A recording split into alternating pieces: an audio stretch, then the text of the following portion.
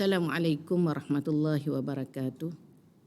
Alhamdulillahirabbil alamin wassalatu wassalamu ala asyrafil anbiya'i wal mursalin wa ala alihi wa sahbihi ajma'in. Rabbi shrah li sadri wa yassir li amri wahlul 'uqdatam min lisani yafqahu qawli, amma ba'd. Yang berusaha Tuan PPD Kintas Selatan Dr. Mior Hamdan bin Haji Ghazali, yang berusaha Tuan Haji Azmin Basha bin Abdul Karim, penolong pegawai pendidikan daerah Kintas Selatan bahagian pendidikan Islam, yang berusaha Ustazah Nolita binti Alias, penolong pegawai pendidikan daerah Kintas Selatan bahagian pendidikan Islam, tuan-tuan dan puan-puan sidang pendengar yang dirahmati oleh Allah Subhanahu wa taala. Alhamdulillah, bersyukur saya kepada Allah Subhanahu wa taala kerana pada pagi ini saya dapat meneruskan program bicara eksklusif Ramadan yang telah dianjurkan oleh PPD Kintas Selatan bahagian pendidikan Islam, dan mudah-mudahan dengan perkongsian dalam program ini sama-sama kita manfaatkan dalam kita melaksanakan puasa Ramadan pada tahun ini, insya-Allah. Saya pun bukanlah kata berbicara yang luar biasa. Saya akan berbicara hampir sama dengan sahabat-sahabat saya sebelum ini yang juga merupakan penceramah dalam bicara eksklusif Ramadan di bawah Pejabat Pendidikan Daerah Kintas Selatan. Para pendengar yang dihormati sekalian, kita telah pun melaksanakan puasa pada tahun ini selama 10 hari dan hari ini merupakan hari yang ke-11 Ramadan. Mudah-mudahan 10 hari yang kita telah laksanakan mendapat rahmat daripada Allah Subhanahu wa taala. Kita akan menghadapi 2 fasa lagi, iaitu fasa yang kedua 10 malam yang pertengahan. Mudah-mudahan juga kita akan mendapat maghfirah daripada Allah Subhanahu wa taala. Dan seterusnya kita akan menghadapi puasa pada fasa yang ketiga 10 hari yang terakhir. Mudah-mudahan juga kita akan dibebaskan oleh Allah Subhanahu wa taala daripada api neraka. Itqum minan nar. Dalam puasa yang kita hadapi ini, kita sama-samalah dengan tajuk yang saya pilih, iaitu Renungan Ramadan. Bertujuan pada saya ialah untuk menyuntik hati saya sendiri untuk merenung dan berfikir serta muhasabah diri, apakah 10 hari yang telah saya lalui telah memenuhi tuntutan Allah Subhanahu wa taala yang mengatakan bahawa dalam firman-Nya, Ya ayyuhalladzina amanu kutiba alaikumus siyamu kama kutiba alal ladzina min qablikum la'allakum tattaqun. Adakah 10 hari yang telah saya lakukan dan tuan-tuan dan puan-puan sidang pendengar laksanakan memenuhi atau sekurang-kurangnya menjurus kepada firman Allah Subhanahu wa taala tadi yang menginginkan kita supaya kita menjadi orang-orang yang bertakwa dengan puasa ini. Bersesuaian juga dengan hadis Rasulullah sallallahu alaihi wasallam, "Man shama Ramadhana imanan wa ihtisaba, ghufira lahu ma taqaddama min dhanbih." Yang bermaksud, sesiapa yang berpuasa di bulan Ramadan dengan penuh keimanan dan mengharapkan ganjaran pahala daripada Allah Subhanahu wa taala, maka akan diampunkan dosa-dosanya yang telah lalu. Jadi hubungan antara ayat Al-Quranul Karim yang telah saya bacakan tadi dengan sabda Rasulullah sallallahu alaihi wasallam merupakan hubungan yang rapat. Bagaimana kita nak dapatkan ketakwaan melalui amalan puasa di bulan Ramadan ini? Sebagaimana yang Allah Subhanahu wa taala cakap ataupun berfirman yang telah pun saya sebutkan sebentar tadi, kemudian ditafsilkan ataupun didetailkan oleh Rasulullah sallallahu alaihi wasallam untuk menjurus kepada orang yang bertakwa melalui amal ibadat Ramadan ataupun amal ibadat puasa, maka kita perlu berpuasa dengan penuh keyakinan dan keimanan kepada Allah Subhanahu wa taala.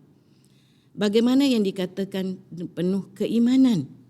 Maka kita yakin, kita percaya bahawa amalan puasa ini bukan saja dibuat oleh Allah Subhanahu wa taala. Amalan Ramadan ini ataupun amalan puasa di bulan Ramadan ini bukan tujuan Allah Subhanahu wa taala nak menyiksa kita orang-orang yang beriman, tetapi Allah nak memberikan kita syurga apabila kita meninggal kelak. Jadi bersesuaian sangat dengan hadis tadi, maka Allah Subhanahu wa taala inginkan kita melaksanakan ibadah puasa dengan betul-betul ikhlas, betul-betul jujur kepada Allah Subhanahu wa taala. Dan apabila kita melaksanakan ibadah tersebut dengan penuh keyakinan dan penuh kepercayaan kita kepada Allah Subhanahu wa taala, maka mudah-mudahan kita akan diampunkan dosa oleh Allah Subhanahu wa taala dan kita akan mendapat ataupun menjadi orang-orang yang bertakwa, insya-Allah. Sidang pendengar yang dirahmati oleh Allah Subhanahu wa taala sekalian, sebut pasal diampunkan dosa, memang sepatutnya lah kita sebagai manusia patut sangat-sangat kita minta pada Allah Subhanahu wa taala diampunkan dosa. Sebab apabila kata kita manusia ni kan, kita memang banyak dosa. Kan? Ya, kalau saya akui saya banyak sangat dosa. Dan kita untuk menghapuskan dosa, Allah Subhanahu wa taala memberi ruang dan peluang kepada kita. Ya, terutamanya di bulan Ramadan ini. Untuk menghapuskan dosa, Allah Subhanahu wa taala telah beri peluang kepada kita menjalani ibadat puasa di bulan Ramadan, kerana di bulan Ramadan kita akan diberi keampunan oleh Allah Subhanahu wa taala. Salah satulah daripada keistimewaan bulan Ramadan. Nanti saya akan ulas sedikit sahaja nanti berkaitan dengan keistimewaan di bulan Ramadan. Dan sebenarnya kenapa Allah fardukan kita berpuasa? Kenapa? Ada sebabnya. Ya, kerana sebagaimana yang dijelaskan oleh rakan-rakan saya sebelum ini, kerana puasalah antara yang boleh menundukkan nafsu kita manusia. Ya, Allah Subhanahu wa taala jadikan kita manusia ni kan, kemudian tak sia-sia. Allah jadikan kita, kemudian Allah berikan panduan kepada kita untuk melihat kita manusia menuju ke jalan kebaikan dan akhirnya kita akan mendapat syurga Allah Subhanahu wa taala. Dan ya, apabila kita berpuasa, ya sebagaimana yang dikatakan tadi, kita akan mampu ataupun kita sekurang-kurangnya lah ya kita dapat kurangkan nafsu ammarah kita. Dan ini sebenarnya kalaulah saya ada baca kitab Sirus Salikin, ya dalam kitab Sirus Salikin itu dinyatakan kepada kita sejarah puasa. Ya, di mana Allah Subhanahu wa taala jadikan puasa itu ada sebab. Antaranya lah yang sebagaimana yang saya katakan tadi adalah untuk menundukkan nafsu syahwat kita. Nafsu ni kan dia dorong kita kepada benda yang tak elok. Dan kita sendiri pun memang terpengaruh dengan nafsu kadang-kadang sehingga kita lupa panduan yang betul daripada Allah Subhanahu wa taala. Allah Subhanahu wa taala telah buat uji kaji kepada nafsu ni. Ini bukanlah kata Allah tak tahu. Allah buat uji kaji itu bukan menunjukkan bahawa Allah tak tahu tentang apa yang dicipta oleh dia. Tidak. Allah buat uji kaji itu adalah untuk memberitahu kepada manusia. Ya, apa-apa sahaja bukti untuk meyakinkan manusia tentang apa yang dicipta olehnya. Kisah nafsu ini dalam Sirus Salikin dinyatakan bahawa Allah telah perintahkan malaikat masukkan nafsu ke dalam neraka panas. Apabila nafsu tadi dimasukkan di neraka panas, kemudian diazab oleh Allah Subhanahu Wa Taala, malaikatlah Allah perintahkan malaikat azab dengan sepanas-panasnya sehinggalah tidak ada rupa bentuk lagi nafsu tersebut, kemudian dikeluarkan oleh malaikat dan dihadapkan kepada Allah Subhanahu Wa Taala. Allah tanya nafsu, "Wahai nafsu, man ana?" Nafsu jawab, "Anta anta wa ana ana." Begitu sombongnya nafsu berkata di hadapan Allah Subhanahu Wa Taala. Apa maksudnya? Nafsu jawab, Allah Subhanahu Wa Taala tanya nafsu, "Siapa saya? Siapa aku?" Kata nafsu, "Engkaulah, aku tetap aku." Sombongnya nafsu.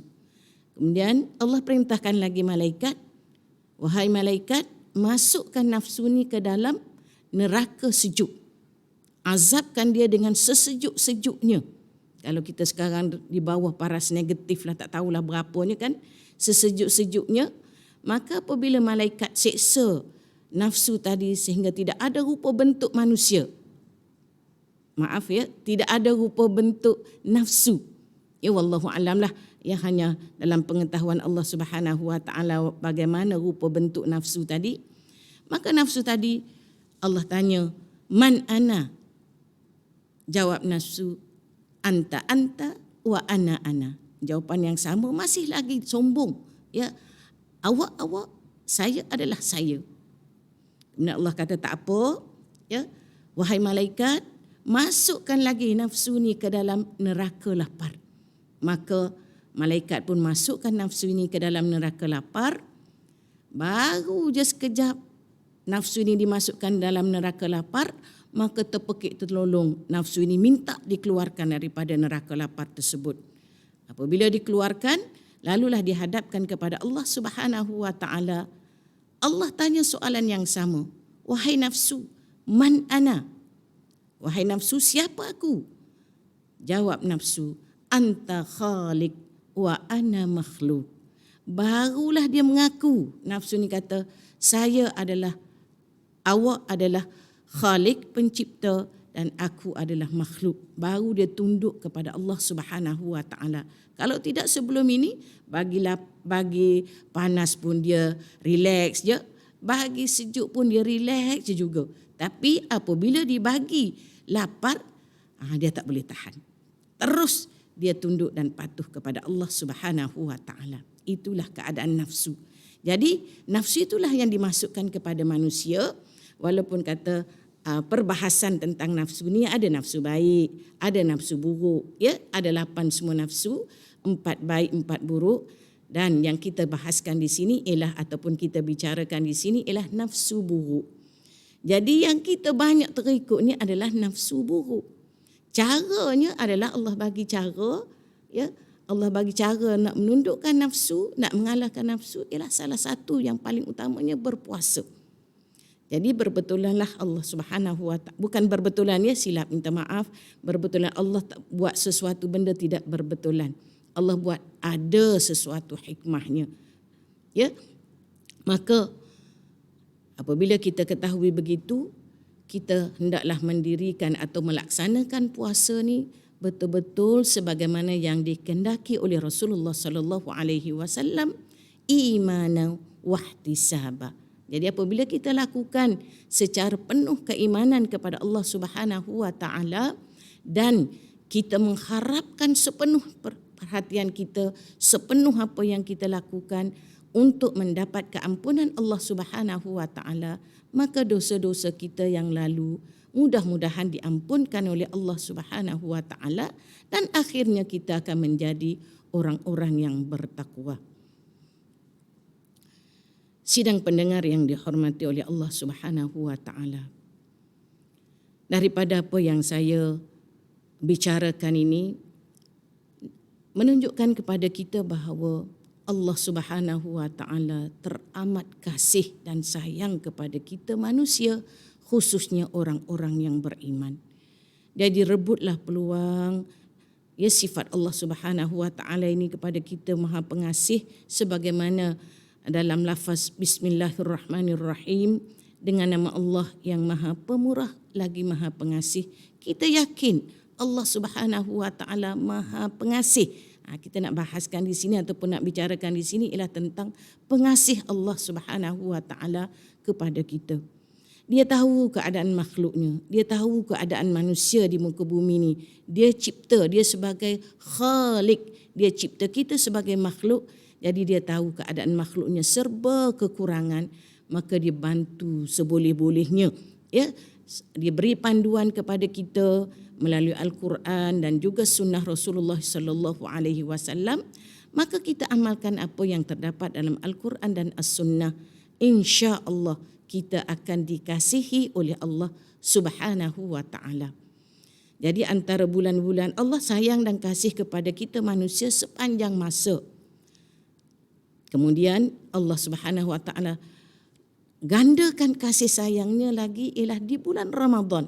Di mana kalau kita perhatikannya, di bulan Ramadan ini kalau kita baca kitab ataupun kita dengar ceramah-ceramah, banyak ceramah-ceramah sama ada dalam TV ke, dalam YouTube ke ataupun sahajalah sekarang ini kan teknologi kita mudah dapat maklumat-maklumat yang dikatakan maklumat di hujung jari itu kan. Senang je kita dapat maklumat, cuma berdasarkan nafsu kita je nak pilih yang mana. Kalau kita ada nafsu baik, maka kita pilih channel yang baik. Dapatlah kita dengan ceramah-ceramah kan tentang Ramadan khususnya. Dan kalau kata kita nafsu yang tidak baik, itulah yang nak dikekangkan juga. Ya, mudah-mudahan di Ramadan tahun ini kita akan mendapat satu kesedaran, satu keinsafan. Kesedaran dan keinsafan ini perlu kita cari. Jadi cara mencarinya ialah melalui menuntut ilmu. Menuntut ilmu sekarang kan sebagaimana yang saya katakan tadi cukup mudah sekarang. Ya, tapi dalam keadaan mudah pun kita kena tapis juga. Yang terbaiknya kita kena berguru. Ya, kita mesti berguru dalam menuntut ilmu atau istilahnya talaqi. Ya, berguru pula mesti berguru kepada guru yang muktabar. Ya, guru yang disahkan, ya, mendapat tauliah dan sebagainya. Barulah kita tidak terjerumus atau terperangkap dengan ilmu ajaran sesat. Ilmu macam-macam sekarang. Semuanya boleh dikatakan macam sekarang ini kan nak kepada ilmu agama semuanya. Tapi kena tapis juga. Ya, kena kita perlu berguru kepada guru yang muktabar sebagaimana yang saya katakan tadi. Kita perhatikan sedikit.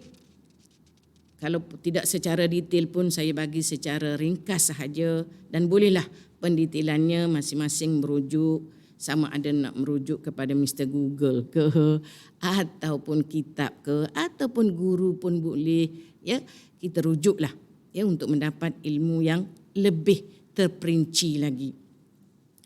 Jadi di sini saya nak fokuskan sedikit ya berkaitan dengan keistimewaan di bulan Ramadan. Ya, keistimewaan di bulan Ramadan. Saya tak bagi banyak keistimewaannya kat sini, jadi kita bagi panduan sahaja.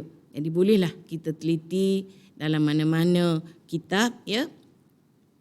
Antara keistimewaan di bulan Ramadan ialah Allah turunkan Al-Quranul Karim.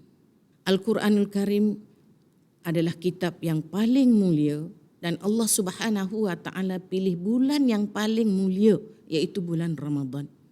Ya, 17 Ramadan diturunkan Al-Quranul Karim untuk dijadikan panduan hidup kita. Ya, kalau kita berpegang ataupun kita mengamalkan apa yang terdapat dalam Al-Quranul Karim, insya-Allah kita akan berada di jalan yang benar. Sebagaimana sabda Rasulullah sallallahu alaihi wasallam, taraktu fikum amrayni lan tadillu law tamassaktum bihima lan tadillu abada, kitaballah wa sunnata Rasulillah sallallahu alaihi wasallam, au kama qal. Yang bermaksud, aku tinggalkan kepada kamu wahai umatku, iaitu dua perkara. Kalau sekiranya kamu berpegang dengan dua perkara ini, kamu tidak akan sesat selama-lamanya, iaitu kitab Allah dan sunnah Rasulullah sallallahu alaihi wasallam. Kalau dalam bahasa Arab, kalau disebut dengan perkataan lan, menunjukkan bahawa jaminan tidak akan berlaku kesesatan. Jaminan. Lan. Maknanya tidak akan berlaku kesesatan. Yakinlah apabila kita berpegang dengan Al-Quran dan hadis Rasulullah sallallahu alaihi wasallam, hidup kita akan dijamin tidak akan sesat selama-lamanya, insya-Allah. Jadi Al-Quranul Karim ini kita tak nampak sangat kan, sebenarnya dia tu adalah mukjizat agung Rasulullah sallallahu alaihi wasallam yang kategori mukjizat maknawi. Ada dua mukjizat, satu mukjizat hissi, satu lagi mukjizat maknawi. Mukjizat hissi ni mukjizat yang nampak, boleh tengok dengan mata kasar kan. Contoh macam kata keluar air dari jari Rasulullah sallallahu alaihi wasallam, nampak keluar air daripada jari kan. Jadi itu adalah mukjizat hissi. Manakala mukjizat maknawi ni, iaitu Al-Quranul Karim, kita sebagai orang biasa ni kan, kita tak berapa nampak sebagai satu mukjizat. Tapi mukjizat maknawi ni mukjizat yang perlu diteliti, dikaji, dihalusi, barulah kita nampak bahawa itulah merupakan mukjizat yang paling agung. Jadi Al-Quran ni perlu dikaji, perlu diteliti dan perlu dihalusi. Bukan kata kita sekadar baca Al-Quran begitu sahaja dengan hukum tajwid dan lagu yang agak merdu. Bukan sekadar itu sahaja. Yang paling utama ialah kita perlu halusi, kita perlu selidiki ayat-ayat yang Allah Subhanahu Wa Taala turunkan untuk menjadi panduan kita dalam kehidupan kita di dunia.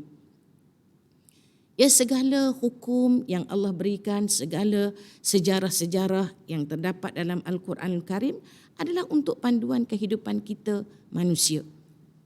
Apa yang terdapat dalam Al-Quran tidak akan berubah selama-lamanya. Allah pelihara dan dia bersesuaian dengan bila-bila masa dan di mana tempat pun. Al-Quranul Karim ini. Dia tak adalah katalah lapuk di hujang, tak. Al-Quranul Karim ini terjamin tidak akan berlaku perubahan dan dia memang suatu yang teramat baik untuk diamalkan. Itu adalah Al-Quranul Karim. Dan Allah Subhanahu Wa Taala turunkan Al-Quranul Karim suatu yang mulia di bulan yang mulia, maka kita hendaklah memuliakan Al-Quranul Karim. Cara memuliakan Al-Quranul Karim ialah kita pertama membacanya, seboleh-bolehnya bacalah sekerap mungkin. Selepas kita membaca, kita meneliti isi kandungan Al-Quranul Karim. Kemudian selepas meneliti, kita mengambil pengajaran. Selepas mengambil pengajaran, kita mengamalkan apa sahaja yang Allah Subhanahu Wa Taala perintahkan dalam ayat-ayat Al-Quran Karim dan segala apa sahaja yang dilarang oleh Allah Subhanahu Wa Taala. Barulah hidup kita selamat. Barulah ada jaminan yang kita tidak akan sesat selama-lamanya. Kemudian yang kedua, keistimewaan yang kedua ialah bulan untuk berpuasa. Yang ini semua tahu kan? Sebut je Ramadan sinonim dengan puasa. Memang betul. Ya, Allah jadikan Ramadan selama 30 hari ataupun 29 hari itu untuk kita berpuasa di siang hari. Bermula daripada terbit fajar siddiq sehinggalah terbenam matahari ataupun masuknya waktu maghrib, maka kita dikehendaki berpuasa. Jadi puasa yang macam mana yang dikatakan, yang tadilah yang kata imanan wahtisaba tadi. Puasa yang macam mana? Puasa sebagaimana puasa Kalau tak boleh pun puasa secara memang tak mampulah kita puasa khawasul khawas, kita ambillah puasa khawas. Jangan ambil puasa awam. Puasa kan di kategori ada 3 kategori. Orang yang berpuasa ni ada 3 kategori. Pertama kategori puasa orang awam. Puasa-puasa tapi bersukaria, hilai ketawa, kemudian buat perkara-perkara yang lara. Itulah dikatakan puasa-puasa yang akan mendapat hanya lapar dan dahaga sahaja. Jadi kita sebagai seorang yang ada sedikit sebanyak ilmu, ya kita cuba sedaya upaya sebab benda ni boleh diubah. Ya boleh diubah. Boleh diikhtiarkan ya untuk kita tingkatkan kategori mana kita dalam kita berpuasa. Ya puasa orang awam, biasa orang ramai-ramai, biasa-biasa aja. Dia kita boleh tingkatkan menjadi puasa khawas. Ya khawas ini ialah puasa para solihin, para alim ulama. Ya. Kemudian kategori yang ketiga, kategori yang paling tinggi inilah iaitu khawasul khawas, puasa para anbiya dan para solihin. Ya, para nabi-nabi. Mungkin kita tak mampulah nak capai puasa nabi ya, puasa nabi-nabi. Tapi kalau kata tak boleh capai, kita puasa pada tahap yang kedua. Para solihin, ia berpuasa dengan seluruh fizikal dan mental. Ini puasa para solihin. Bagaimana dikatakan fizikal? Fizikalnya maknanya kita tak makan, tak minum di siang hari dan segala perkara yang membatalkan puasa tak buat. Kemudian bukan secara luaran, dalaman pun puasa juga. Bagaimana yang dikatakan puasa dalaman kan? Tak pernah dengar pula kita kan puasa dalaman. Maknanya kita didik hati kita tu sentiasa ikhlas kepada Allah Subhanahu Wa Taala, buat sesuatu perkara kerana Allah Subhanahu Wa Taala, bukan kerana siapa-siapa ataupun bukan kerana manusia. Kita puasa kerana Allah Subhanahu Wa Taala.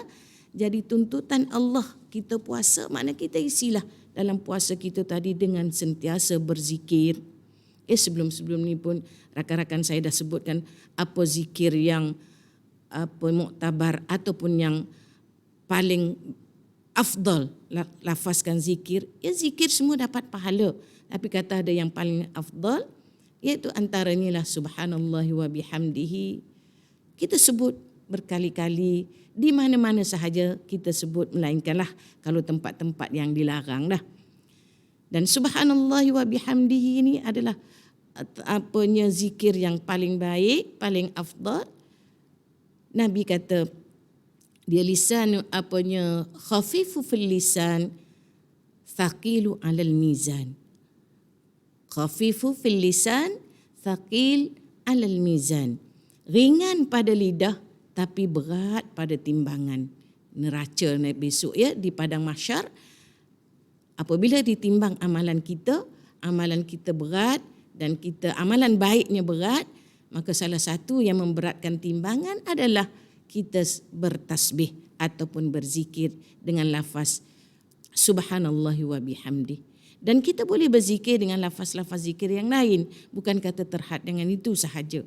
Kita biasakan lidah kita menyebut itu, dan kita apabila kita terbiasa, maka kita terhindar daripada melakukan perkara-perkara yang dilarang ya semasa kita berpuasa, ataupun bukan saja semasa berpuasa lah, maknanya dilarang daripada lidah kita menyebut, antaranya lah mengumpat, mengeji, mencela dan sebagainya lah, benda yang tak elok daripada lidah kita. Jadi isikan puasa kita selain daripada berzikir, yang paling-paling utama ialah kita baca Al-Quranul Karim. Yang paling-paling utama. Ya, kalau ikut urutan dia punya fadilat amalan sunat di bulan Ramadan ni, antaranya lah yang paling di atas sekali ialah kita membaca Al-Quranul Karim. Di samping kita berpuasa tu sendiri, kita baca Al-Quranul Karim. Ya, baca jangan mengejar nak habis berapa kali nak habis. Jangan. Ya, sebagaimana yang saya katakan tadi. Biar kita baca tu dengan tadabbur. Ya, kita bertadabbur. Bertadabbur ni ialah kita menghayati apa yang kita baca serta kita tahu maksudnya, tak banyak kali habis pun tak apa, tak banyak kali khatam pun tak apa. Tapi bila kita khatam maksud-maksud ayat Al-Quran tadi, selepas khatam maksud-maksudnya, kita ambil pengajaran dan seterusnya kita amalkan. Barulah kita ada perubahan puasa kita dari tahun ke setahun. Kerana Ramadan adalah merupakan salah satu daripada madrasah, dipanggil madrasah, tempat belajar kita untuk kita jadi diri kita lebih baik. Ya, maknanya bermula di bulan Ramadan kita mula belajar, daripada satu tu kita mula belajar dan kita melaksanakan apa yang kita pelajari, dan apa yang kita dapati ini kita akan laksanakan pada bulan-bulan yang lain. Itulah dia umpamakan Ramadan ini adalah merupakan madrasah. Sama juga dengan kita kehidupan harian kan, kita pergi sekolah. Jadi di sekolah tu adalah sebagai satu tempat untuk kita belajar sebagai bekalan untuk kita hidup seterusnya. Ya, apabila kita dah dapat sijil, kita masuk universiti daripada sekolah lah. Jadi apabila dah kita ada ilmu, seterusnya kita curahkan ilmu yang kita dapati, tak kisahlah daripada dalam apa bidang sekalipun. Begitu juga dengan Ramadan. Ya, Ramadan menjadikan madrasah, menjadikan kita sebagai tempat kita belajar di Ramadan ini untuk kita laksanakan pada bulan-bulan yang lain. Jadi bertemu Ramadan lagi akan datang meningkatkan lagi amalan hidup kita. Dan seterusnya Ramadan-Ramadan berikutnya sampailah kita mati ataupun kita meninggal dunia. Ya, mudah-mudahan Ramadan tadi memberi manfaat yang cukup besar pada kita. Kalau sebelum inilah kita buat lara, masa masih ada. Ya, masa masih ada, kita tekadkan diri kita, ikhlaskan hati kepada Allah Subhanahu Wa Taala. Kita laksanakanlah Ramadan dengan pengisian-pengisian yang telah disebutkan tadi dengan sebaik mungkin. Kemudian antaranya lah amalan yang boleh kita lakukan selain daripada membaca Al-Quran, berzikir, kita bersedekah. Kerana di bulan Ramadan Allah gandakan pahala cukup banyak. Cukup banyak. Tapi kan ada orang juga cakap kan, pahala ni kan kita tak nampak. Sebab tak nampak lah tak ada orang rebut. Cuba kalau kata duit kan, dilonggoknya selonggok, dibiarkan begitu je. Gamuk-gamuknya lah kalau kata letak tepi jalan 2-3 longgok duit macam durian tu kan. Agak-agak kita berhenti tak, kita lalu tepi jalan kita berhenti tak ambil duit. Tanya hati dan tanya iman. Kalau saya lah yang lemah iman ni, saya berhenti juga. Nak duit kan. Tu kita nampak. Tapi pahala ni kita tak nampak. Sebab itulah kita tak berebut. Saya lah tu. Ya, saya bagi ingatan pada diri saya. Dan saya seronok juga saya buka Facebook. Ada bicara antara dua orang. Dia tanya, mana lebih mudah? Nak masuk syurga ke nak masuk neraka? Lalu si A ni jawab, nak masuk syurga mudah. Sebab dia kata, nak masuk syurga ni boleh dikatakan 90% free. Senyum dapat pahala. Bersedekah dapat pahala. Kemudian baca Quran dapat pahala. Tak ada modal pun. Semua dapat pahala. Dan tak bermodal. Nak cerita sini ialah tak bermodal. Jadi kan senang benda yang tak bermodal. Dia kata kalau neraka bermodal. Nak buat benda jahat ni bermodal. Nak masuk neraka kan benda yang jahat, dosa. Jadi bermodal. Nak berzina dengan pelacur, kena bayar. Tengok pula kategori pelacur kan. Kalau pelacur kelas A yang eksklusif, eksekutif apa semua tu kan. Itu mahal lah. Sampai tahap beribu-beribu satu malam. Mahal nak masuk neraka. Nak minum arak pun kena bayar. Kalau arak yang kualiti, mahal. Satu botol 200 lebih, 300 lebih. Bahkan beribu pun ada arak. Ya. Kemudian dia kata, nak pergi konsert. Konsert yang tak baik lah ni kan. Konsert nyanyi ke konsert apalah. Bayar. Dan bayar bukan murah-murah. Dia kata, pada dia lah dia kata, senang sangat nak masuk syurga berbanding dengan masuk neraka. Menarik juga saya. saya tengok ini menarik juga bicara ini. Ya, dialog antara dua orang dalam Facebook je. Kalau kata tuan-tuan dan puan-puan sidang pendengar tengok Facebook, ya kita hayati dialog-dialog. Kadang nampak simple je, tapi apabila kita berfikir, oh betul juga. Kan senang nak masuk syurga. Apa buat je, benda tidak bermodal. Kita baca Quran dah ada rumah kita, mungkinlah bermodal lah kita belikan di awal tu kan. Kemudian kita gunakan, modal tidaklah besar. Kita tak ada duit ni, kita beli yang murah-murah, tetap juga ayat Quran sebegitu kan. Cuma nak yang mahal tu mungkin adalah dari sudut terjemahan, dari sudut ibtidak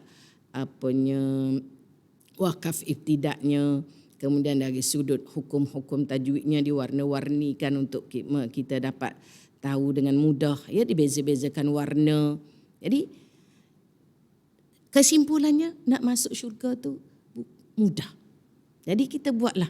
Dan Allah Subhanahu Wa Taala pun tidak memayahkan untuk memahami ilmu agama ni kan cukup mudah. Siapa saja boleh dalami ilmu agama.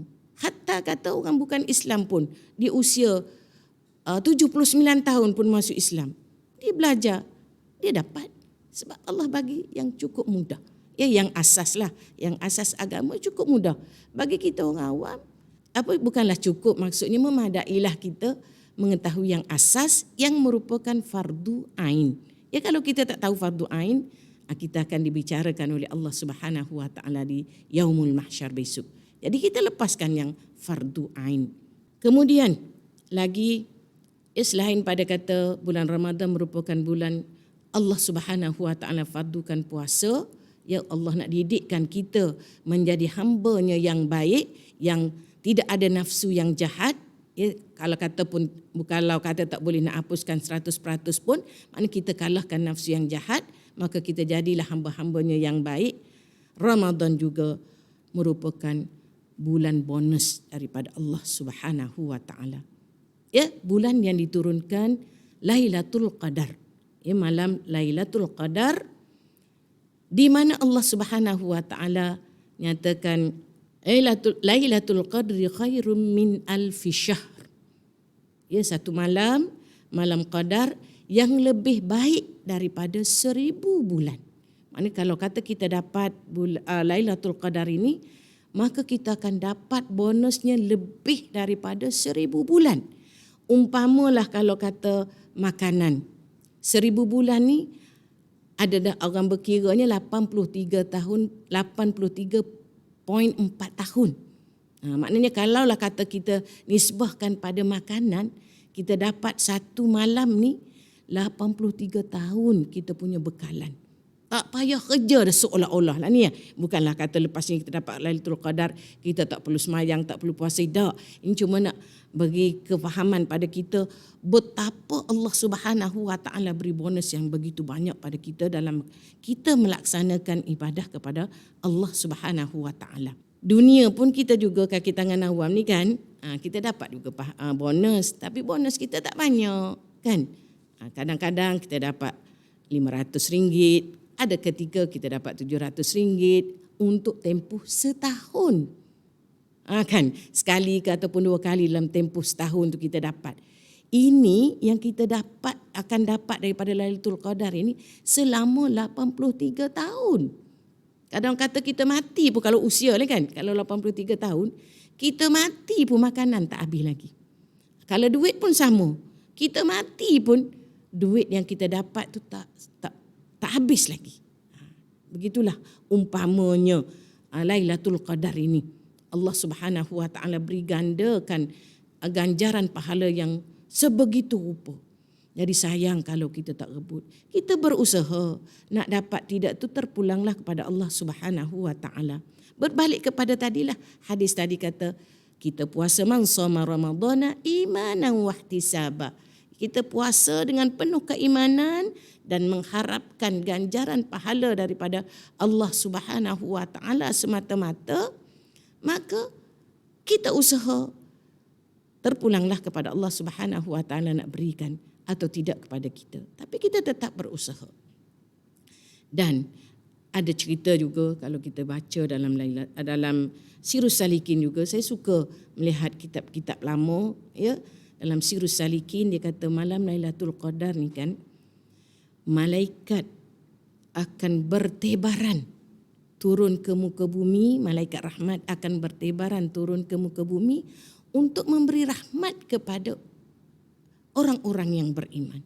Dia pergi ke semua rumah-rumah orang yang beriman, dia masuk ke rumah-rumah orang beriman. Kecuali ada yang dia tak masuk. Kecuali rumah-rumah orang yang memelihara anjing, ya, anjing yang belaan itulah. Ia bukan anjing yang untuk jaga kebun dan sebagainya itu tak. Ini anjing yang kata my pet, binatang kegemaran saya. Itu ya. Orang yang makan daging babi, orang yang minum arak. Kita tahulah orang-orang ini, kalau orang ini orang Islam, kalau dia buat benda-benda sebegini, maknanya dia orang-orang yang fasik. Orang-orang yang telah rosak iman. Ia sebut kata fasik, bunyi berat lah kan. Tapi itu hakikatnya. Memang logiklah kalau malaikat rahmat tak masuk. Kemudian ada juga dikatakan malaikat rahmat tak masuk ialah rumah orang yang berzina, rumah orang yang derhaka kepada ibu bapa dan rumah orang yang memutuskan silaturrahim. Itulah saya kata saya pilih tajuk renungan Ramadan tu. Kita renung balik kita ni hubungan kekeluargaannya macam mana, baik ke tidak kita, dengan mak kita, mak ayah kita macam mana, adakah kita ni anak derhaka kepada keduanya. Jadi kalau katalah kita anak derhaka, rumah kita tidak akan dimasuki oleh malaikat rahmat. Jadi apabila malaikat rahmat tak masuk, makna kita hidup dalam keadaan yang sentiasa resah gelisah, tidak tenang. Kalau kata kita kaya sekalipun, kita tidak ada ketenangan. Dan derhaka kita tahulah kan akan merupakan dosa yang besar di sisi Allah Subhanahu wa taala.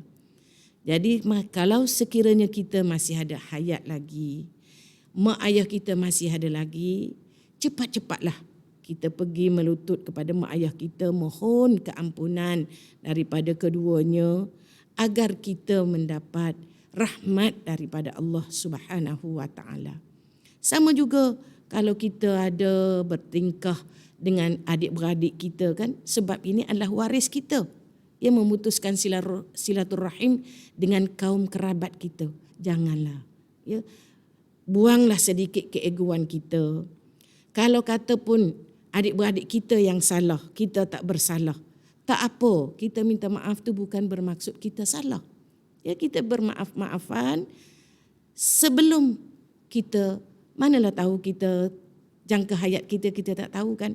Jadi eloklah, ya, bermula pada hari ini buang sedikit keegoan kita tu, pergilah kita bermaaf-maafan. Seeloknya bersemuka. Tapi kalau kata susah nak bersemuka, kekangan waktu, kekangan kerja, kekangan tanggungjawab, sekarang ini mudah kan. Kalau malu secara nak bersuara, telefon. Kita telefon boleh telefon. Malu nak telefon, hantar WhatsApp.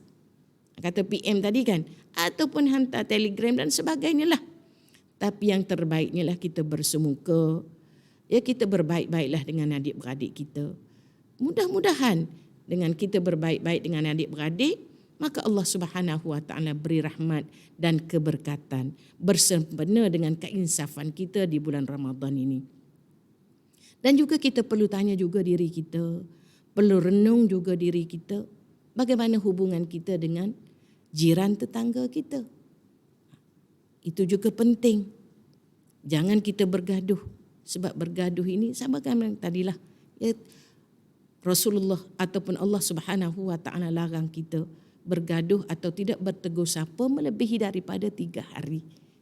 Ya, hebat tara mana kita pun, kita di sisi Allah Subhanahu wa taala amat lemah. Jadi jangan kita ego dengan kehebatan kita, kita tak bertegur sapa dengan jiran, kita bermusuh dengan jiran tetangga. Begitu juga dengan rakan sekerja kita. Ya, adakah kita elok hubungan dengan rakan sekerja kita? Jadi di sinilah kita perlu muhasabah diri kita, perlu renung-renungkan diri kita, apakah kita laksanakan puasa Ramadan kali ini puasa yang terbaik dari sudut hubungan dengan Allah Subhanahu wa taala dan juga hubungan sesama manusia. Lebih-lebih lagi lah hubungan dengan kaum kerabat kita. Jadi segala-gala yang tidak elok kita selesaikan hari ini juga. Tak perlu kita tunggu hari-hari yang lain ataupun nak tunggu tua baru kita nak berbaik-baik ataupun nak bertaubat. Jangan, sebab kita tak tahu bila masa ajal kita akan datang. Jadi kalau kata kita baik dengan Allah sahaja pun, kita buat amal ibadat, baca Quran, berpuasa, solat, berzikir dan sebagainya baik dah. Tapi kita derhaka kepada ibu bapa, amalan kita masih lagi terapung-apung dan diawang-awangan, dan masih lagi Allah Subhanahu wa taala tidak mengiktirafkan kita sebagai orang yang akan mendapat kedudukan muttaqin. Ya, begitulah keadaannya. Jadi sedikit sebanyak ya, perkongsian saya pada hari ini mudah-mudahan dapat memberi keinsafan pada diri saya sendiri dan juga sidang pendengar sekalian. Kita bermula dengan perkara-perkara yang baik. Yang lepas kita mohon keampunan dan kita bertaubat kepada Allah Subhanahu wa taala. Dan yang keempat, ada lagi yang keempat, keistimewaan bulan Ramadan yang keempat ialah bulan pengampunan. Dah saya bicarakan lebih kurang tadi bulan keampunan. Ya, Allah begitu pemurah untuk mengampunkan dosa-dosa hambanya sekiranya hambanya bertaubat kepada Allah Subhanahu wa taala. Jadi dalam tahajud kita, salah satu kita isikan ialah dengan solat sunat taubat. Kita bangun malam ya, untuk sebelum bersahur tu kan, kita spare lah masa sikit dalam setengah jam awal sebelum bersahur, kita buat solat sunat taubat. Kita mintalah keampunan daripada Allah Subhanahu wa taala dari hati kita yang insaf tentang kesilapan dan dosa-dosa yang telah kita lakukan. Dan mungkin bagi orang perempuan lah, orang lelaki kan banyak ibadat yang dia boleh laksanakan, boleh tumpukan. Dia kata macam solat sunat, orang lelaki panjang, agak banyak lah masa dia kan. Dia boleh solat sunat tarawih, solat sunat witir, solat sunat tasbih, solat sunat taubat, solat sunat hajat, solat sunat duha dan sebagainya. Orang lelaki mungkin banyak sikit masa kan. Kita orang perempuan jangan risau, jangan kecewa dan jangan jealous dengan orang lelaki. Itu kelebihan yang Allah Subhanahu wa taala berikan kepada orang lelaki. Dan Allah Subhanahu wa taala juga berikan kelebihan pada kita. Kita pun boleh juga buat amal ibadat kepada Allah Subhanahu wa taala, amal ibadat sunat lah yang saya maksudkan. Amal ibadat wajib tetap juga kena buat, baik lelaki maupun perempuan. Yang sunat, kata kita masak menyediakan sahur untuk ahli keluarga kita, kita juga dapat pahala. Sambil-sambil kita masak nasi ataupun goreng ikan ke goreng ayam dan sebagainya lah, maka kita bertasbih lah. Kita sebut subhanallah wa bihamdihi, subhanallahil azim. Ya, kita berselawat kepada Rasulullah. Kalau kata setengah jam kita masak, maka setengah jam lah kita menyebut itu, mulut kita sentiasa menyebut itu. Itu adalah salah satu daripada ibadah kepada Allah Subhanahu wa taala. Dan yang kita masak tu pun kita dapat pahala. Dan kalau boleh, kalau kita mampu buat yang lebih lagi, silakanlah ya. Tapi satu dia nak cakap di sini ialah apa sahaja amalan kepada Allah Subhanahu wa taala mesti kita ikhlas. Amalan yang dilakukan secara ikhlas merupakan amalan yang cukup berkualiti. Jadi apabila kita ikhlas kepada Allah Subhanahu wa taala, kita buat sikit tapi berterusan. Kita buat dan kita istiqamah lakukan amalan tersebut. Katakan kita sempat, kita orang perempuan, sempat 2 rakaat dia buat ya, solat sunat tahajud. Tapi kita buat setiap malam. Kita buat sikit tapi berterusan, maka itu amalan yang berkualiti. Ikhlas dan jujur kita kepada Allah Subhanahu wa taala, maka kita akan dapat ganjaran yang besar, dan mudah-mudahan daripada ibadah yang kita lakukan serta kita lakukan taubat kepada Allah, maka kita akan mendapat keampunan daripada Allah Subhanahu wa taala. Jadi sekadar itu rasanya apa yang baik daripada Allah Subhanahu wa taala, apa yang tersilap, ya kemungkinan saya baca hadis ke ataupun ayat Al-Quran tersilap, saya minta ampun daripada Allah Subhanahu wa taala. Dan kalau sekiranya kata-kata saya agak menyinggung sidang pendengar sekalian, saya mohon kemaafan, dan mudah-mudahanlah ya Ramadan kita ini kita dapat membersihkan hati kita, kita dapat menghindarkan daripada dosa-dosa sama ada sengaja ataupun tak sengaja, dan akhirnya kita akan mendapat atau tergolong dalam golongan muttaqin, mudah-mudahan. Sekadar itu sahaja, aqul qauli hadza wa astaghfirullahal azim li wa lakum. Assalamualaikum warahmatullahi wabarakatuh.